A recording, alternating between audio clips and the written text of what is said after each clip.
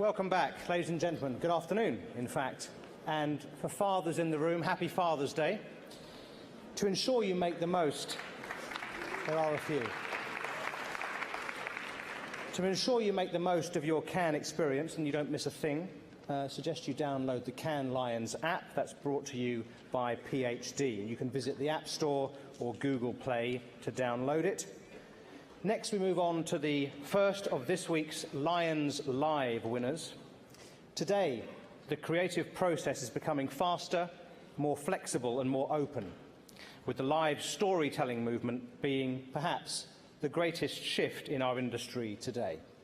The next session shines a light on the incredible work, emerging processes and creative people behind this movement. We're going to start with a short film.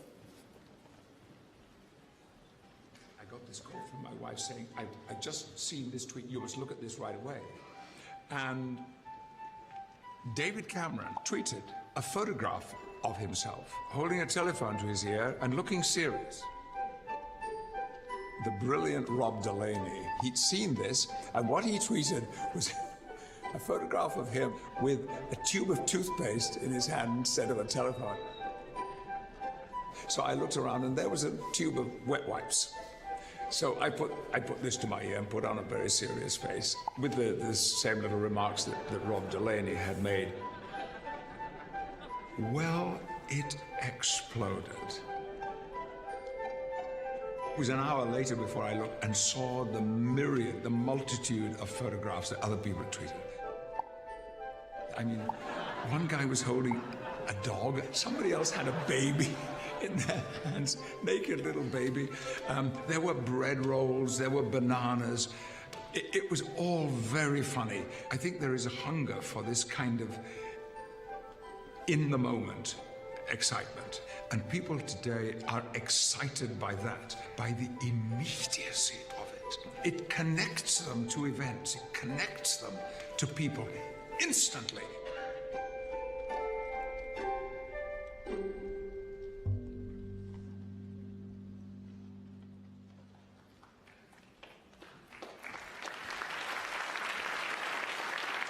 Now, please welcome to the stage the Vice President of Global Brand Strategy from Twitter, Mr. Joel Lunenfeld. Thank you. So I think I'd start off maybe by just showing one of my favorite tweets I've seen in the last few months. That kind of explains the world that we're living in. If you don't see what's happening, they're saying, what the fuck is wrong with this dude? What is he looking at? The world. That's the state of affairs today. People are engulfed, and we really believe that this is something new that's happening. But if you look back just a few years, here's a picture from 1946, where you see a very similar scene, people on a train with just one person looking up. What hasn't changed is the way that we want to see, experience, and be part of the narrative of our lives, the stories that we want to tell. And that's really why we set out to create Project Live. We wanted to go behind the scenes with film makers, TV producers, brands, actors, journalism, politics, and really see what's happening, this shift to live storytelling. What's changed, though, is not our desire to be part of this, it's how we experience this. If you see what's happening on a global stage, and we look at just the opening few minutes of the World Cup, you'll see the crowd reaction, first when Brazil scores on themselves, and then the literal explosion when Brazil scores their first goal. So that's really what we're going to do over the next 40 minutes or so, talk to the influencers themselves and really try and deconstruct what's happening and see what lessons we can glean. I think the traditional way of designing a story where there is a definite beginning and end, nowadays live storytelling is an ongoing process. One of my favorite quotes is from Rashad Tabakawala, and he says that we're set up like classical orchestras, but this is the age of jazz. When I think about live storytelling, that's the perfect metaphor. Yes, there's a general structure that we want to sketch out, but it's up to us to riff off of each other, improvise, and tell a story that's shaped and formed based on the talent in the room. The problem with the word creative. To give you a good example, creative means that I'm better than consumers. We have to respect that they're equals now with us, and we're working with them. We're in a time where everyone is their own media company. And so that alone is just surfacing up all kinds of new creativity. We think of it in terms of shape-shifting content based on audience engagement, based on what we're hearing, based on what feels like it's working. The most important thing, in my opinion, about social media is that you have to remember that it is social and not just all about you. If we were a tribe of 100 people, you would have to give back. You couldn't just eat all the food and then be like, how come I'm not getting more food in my mouth hole? It's not about advertising you, it's about community building. And that's a lot of times about other people. So I'd like to welcome to the stage first the Executive Director of your Art Directors Club, Ignacio Ariamuna.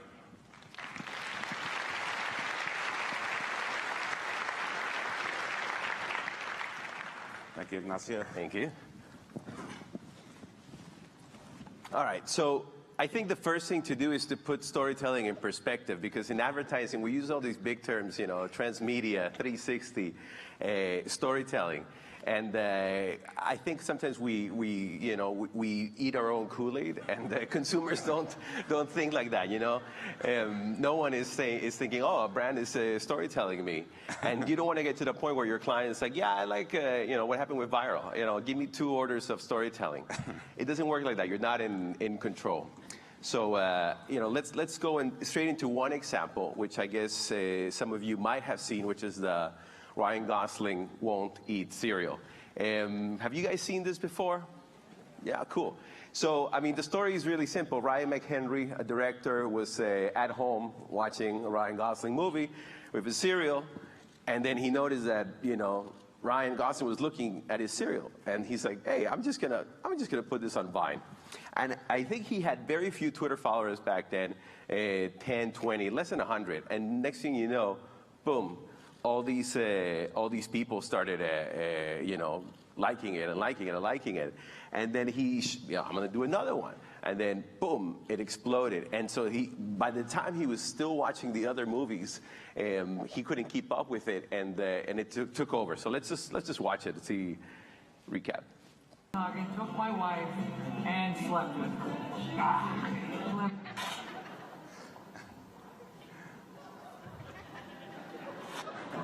Motorcycle, not a U-Haul truck.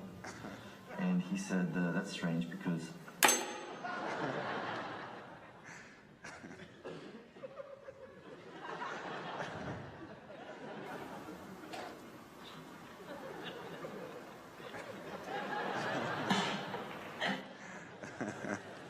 So, so natural, so organic, and I think that's the reason why a lot of these work is because everybody that's part of the story, that's interacting with the story, knows that it's legit. This didn't go through a meeting, this didn't go through a focus group, this was just like completely au natural. And that's the payback that you get. So like this week I had a lot of conversations with agencies, and we're talking about this specific topic and just saying maybe in the future what agencies and brands need to do, instead of trying to create one big campaign that's all about storytelling, maybe they need to do 10 or 20 experiments that are all crazy like this, because 19 will be garbage, and one of them is going to work. So that could be, just one suggestion. But let's look about a different perspective, one that takes straight into a brand and what an agency can do. I think instead of you thinking about what am I going to tell clients, what am I going to tell consumers, brands need to listen. And this is a good example of that. This is the hashtag First World Problems. And this was a conversation that was happening on Twitter. And this agency just said, you know what, I'm going to make a campaign based on the conversation that consumers are already having. And so DDB created this amazing award-winning campaign that's for good with First World Problems.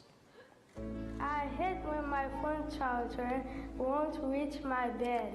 I hate when my little seats aren't heated. When I go to the bathroom and I forget my phone. Le mette radio na machine à laver, yo commence à sentir. I hate it when my house is so big. I need 2 wireless routers. When my maid-gun makes my hot water taste too cold. When I have to write my maid a check, but I forget her last name. M'pa ka écrit message devant marcher en même temps. Moi te quitté casse en bas. Moi rayi les voisins a bloqué internet là. I hate it when I tell them no pickles and they still give me pickles.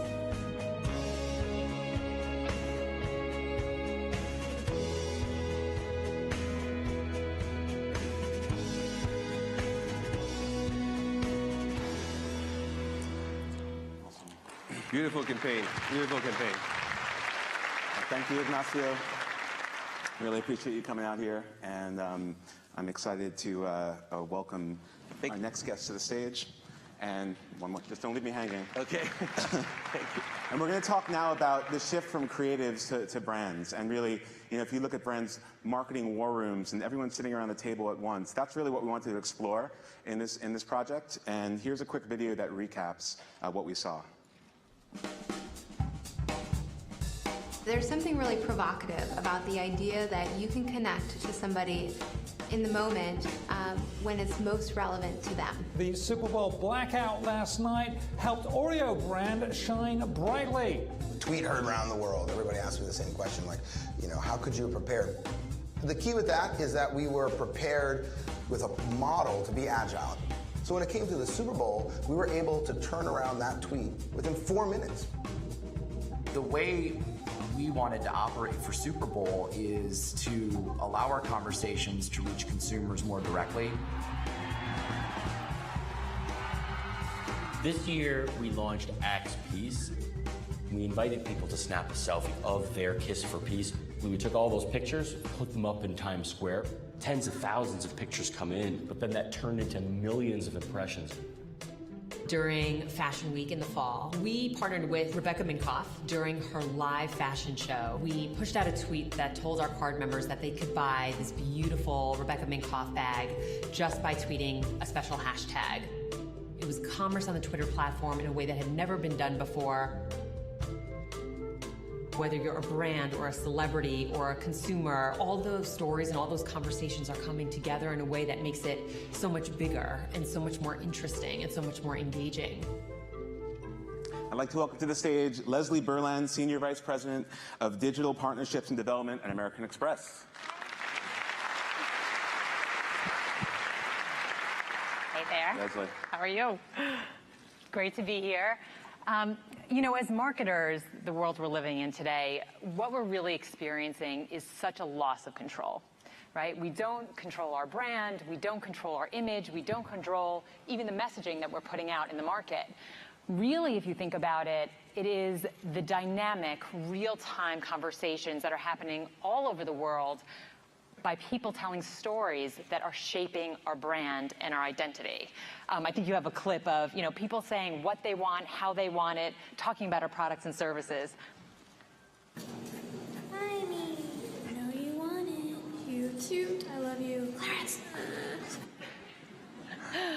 She controls the brand, right? And she's impacting her friends and her followers, and she's setting a tone that, you know, Target could have never imagined necessarily. And, you know, at American Express, we became truly obsessed with this concept of storytelling and editorializing and the impact it was going to have on our brand, and more specifically on commerce. So if you think about commerce and if you think about shopping, shopping is an innately social experience, right? You talk to your friends before you buy something, you get their advice, you think about it, you go shopping down the street with your sister or your mom, and then you talk about what you purchased. That's all very social, very interesting, very dynamic. But there was one part of the commerce journey that was very transactional, and it was very one-to-one, which is the transaction itself. Swiping your card, entering your card number online. And what we really wanted to do was to make that one-to-one transaction social and conversational. And when we looked at the Twitter platform, we knew there was no better platform to bring to life something that was so static and make it completely living, breathing, and multidimensional. This is what we did. Presenting Amex Sync on Twitter. where you can get products, offers, and more with your synced American Express card by tweeting special hashtags. Here's how it works. Sync your eligible American Express card with Twitter at sync.americanexpress.com/Twitter. Of course, your account information will be kept private and never be shared. Now, check your Twitter feed for special hashtags from American Express. If you see a great offer you want, simply tweet the hashtag to load it to your synced card. Then shop with your card as you normally would. No need to show your phone or print any coupons. When you make a qualifying purchase, you get an automatic statement credit. And with Amex Sync, you can also tweet to buy some of today's hottest products. Just tweet special product hashtags for the items you want and then confirm your purchase. That's it. Your item will be delivered. It's that easy with Amex Sync on Twitter.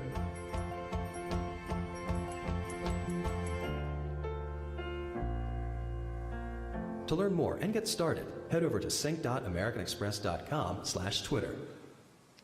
So what we did here was we took your American Express identity and we connected it with your Twitter identity. And we took a tweet, which we turned into a transaction, which we turned into a conversation. And if you think about the connection points between commerce and conversation and content and influence and word of mouth and peer-to-peer, all of these things are happening around us every single day, every second of every single day. And I think as marketers, the bar is very, very high. We have to enter the conversation. We have to shape the conversation. We have to empower our customers to have the conversation. And we have to do it in a real, authentic, dynamic, honest, fun way that really enables us to cut through. And I think we have a visualization, actually, that really underscores and brings this to life, where you can see the card member stories on Twitter that were generated by card members using their card on the Twitter platform and making a purchase. And you can see how that comes to life. You actually see the conversation between American Express and its customers around the world. That's exactly right. It's amazing. So what was once just the handing over of a card to somebody behind a counter or swiping that card and purchasing a bag became something so much deeper, so much more exciting. Card members connecting with other card members connecting with Rebecca Minkoff, talking to American Express. It just became so much more real and vibrant. And to us, that was social commerce at its best. Excellent. Well, thank you so much. Thank you. Really incredible work. Thank you. Take care, Leslie.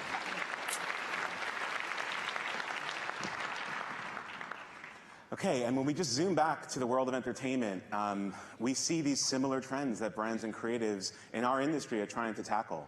So we're going to talk now about entertainment and journalism. What has always been so thrilling for me, being a stage actor, is that there are live people sitting out there. If you're sitting in an audience, you are helping to make that one performance that night unlike any other there will ever be. Just as an audience lets you know whether something is funny or not, your Twitter audience will do the same thing. Television has traditionally just been a one-sided conversation. And then the web allowed people to say, oh, well, now we're going to talk back and help shape the thing together. There's a loop that's happening of content going from the web onto the show, and then the show putting content back onto the web, and let people not just watch the show, but participate in it. When Harry killed Sally! The hundreds of millions of people on the ground are going to produce content, some of which will be great, some of which will be wrong. The role of journalism is to really synthesize, curate, and analyze all of that rich data as it pours in. That opportunity to hear immediately outside of a marketing room where they're turning a dial if they like it or not. Just that opportunity to say, hey, what's engagement? You know, what are people liking, favoriting, retweeting, talking about? I mean, that's the ultimate goal. That's the ultimate goal. And to talk about this, I'd like to welcome to the stage Sir Patrick Stewart.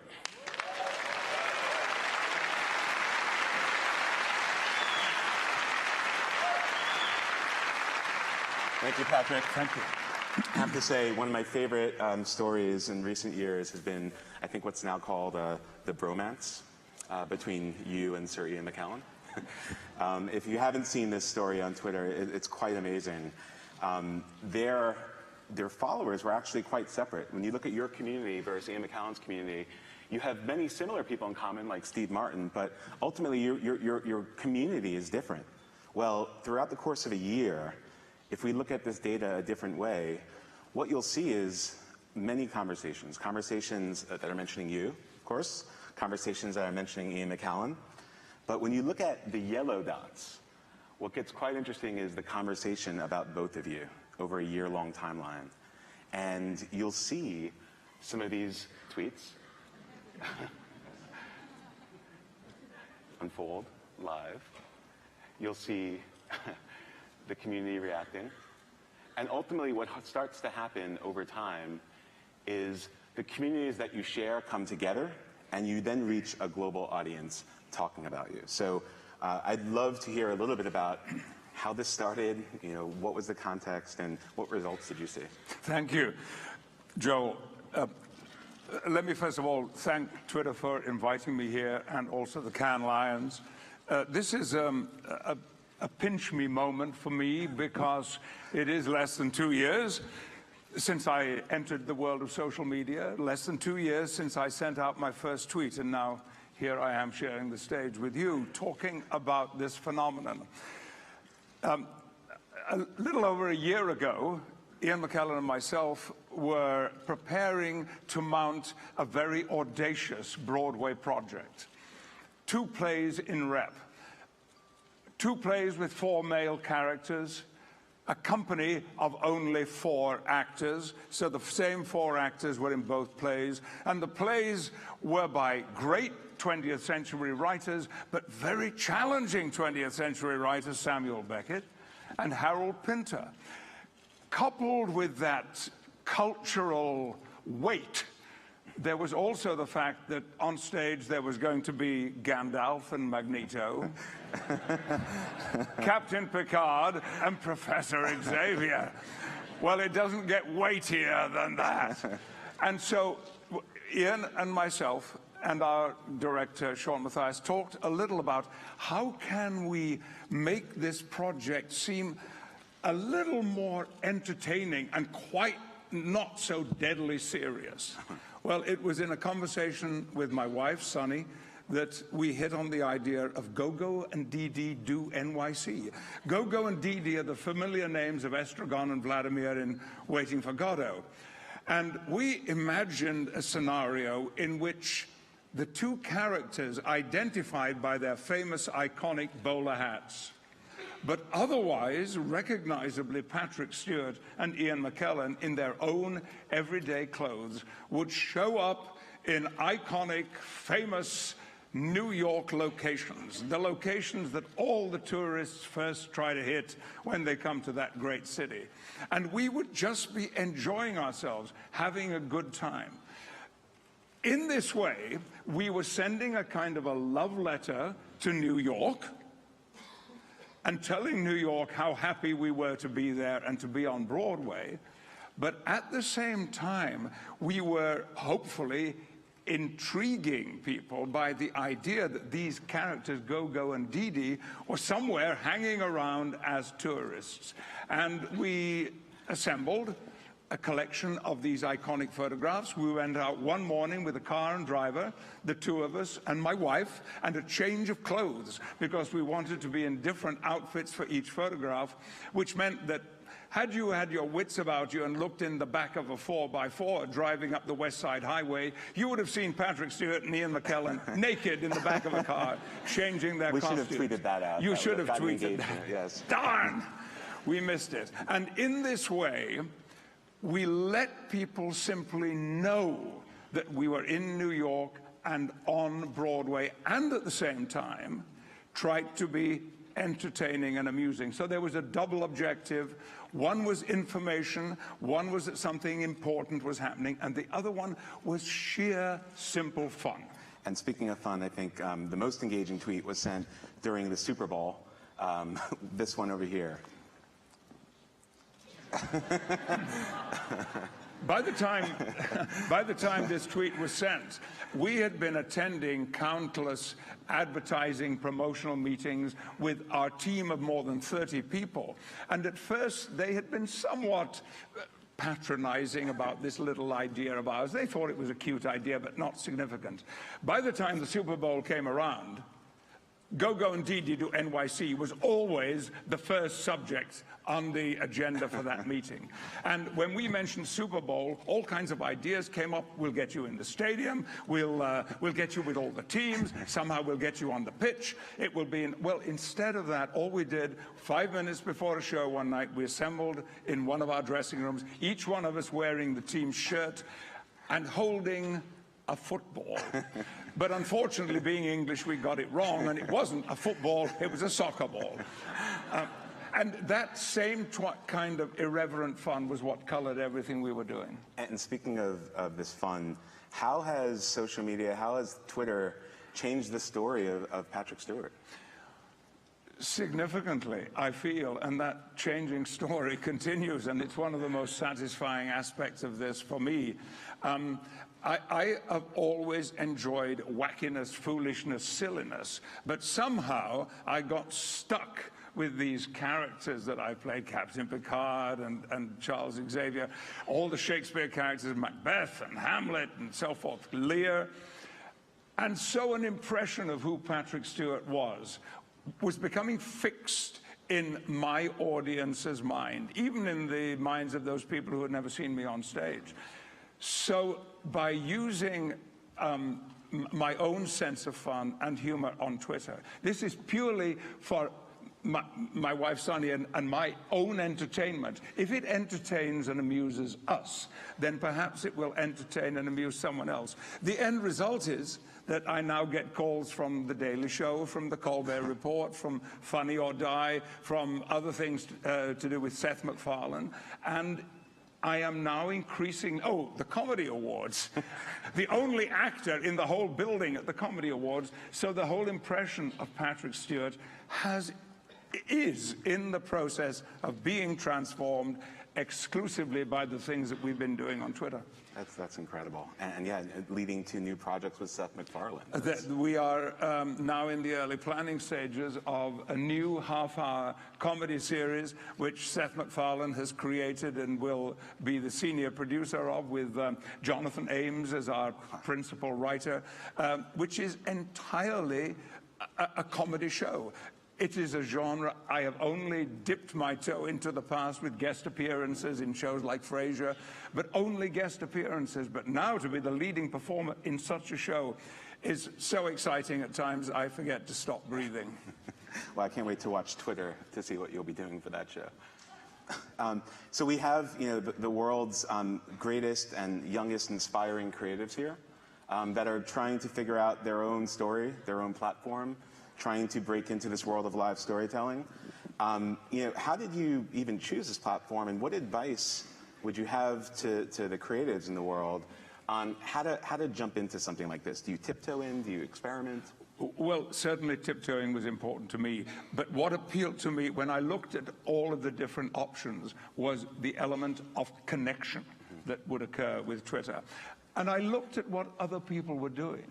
I did some research. I looked at the things that I found interesting and entertaining. And to begin with, I was very, very cautious. But then one event, which was a little interaction that I had with Time Warner, led to me understanding the potential, or even though the Arab Spring had happened, the potential for social interaction and even possible social change.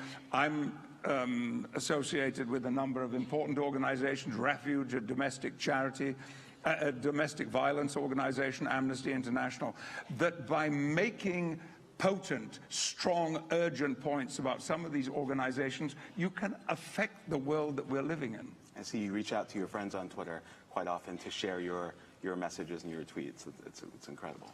Both to friends and now over 1 million strangers, and that excites me more than I can say. We're not strangers. We love you.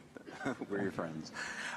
So, when we think about just storytelling in general, Do you think this is new, this ability to tell a story in this way with the audience, or is this something that that's been around? It feels entirely new because we've never had this opportunity before. Oh, occasionally in the theatre you will have what they call talkbacks, where we appear on stage and the audience stay afterwards and they ask us questions. But that's not the same as personal interactions, where something that speaks not about a character you're playing, but about how you feel, about what you care about what is amusing and entertaining to you, can be shared with your audience, and even more importantly for me, of course, with your potential audience. That's a great point. So we're gonna show a video now that kind of summarizes some of the findings that we found along this journey around storytelling in general.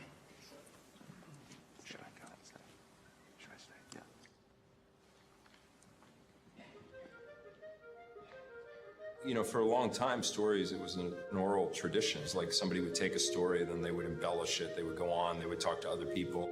Post-war, we had the advent of television where we suddenly became receivers. We often think that that's the norm of storytelling, but actually the norm is really what's being liberated through technology today, liberated through the likes of Twitter, liberated through social. This notion of live storytelling in this age is really about how do you begin to bring a ton of voices into telling a single or sometimes divergent narrative. How do you design a story that's not fully told? Something where you need people to fill in the blanks for you and make it richer and living. One day we were asking people to just share their selfie, and this really great conversation started around cancer survivors. And it just became this community thing where people were cheering them on and showing support. We have no idea where it's going. We can't control it. We are the first generation to have all these tools. What we're seeing is, whether it's the news, TV, film, politics, or brands, they're all trying to do the same thing. React to the speed and pace and change of culture. I love a little anecdote about Dickens. Many of his novels were actually written as weekly newsletters. As he wrote, he would hear the discourse on the streets, he would go to pubs, he would listen at taverns, he would actually understand that certain characters that he might have otherwise thought as being kind of irrelevant to the central theme of the story were really had great empathy with the audience, and so he would build them up. He was essentially collaborating with his audience. So I think that's what it kind of means to be live. It's in the moment, it's participating in culture. So this story isn't over, and this project isn't over. We actually are going to be telling more of it while we're here at Cannes. While you walk out the doors after this session, for those watching on YouTube, what we want is to hear your reactions. We want to hear your live stories. Tweet them, Vine them, Instagram them, Tumblr, post them to Facebook. We'll be taking all of this footage, we'll be taking all of your stories if you use this hashtag #LiveStories. And this Friday, this project that we started almost a year ago to explore what happens behind the scenes and what this change is, will come to a conclusion, and you will be part of the story. So with that, I would love to thank Patrick Stewart and Leslie at Ignacio and all of you who will be part of this story. Thank you very much. Thank you, Patrick.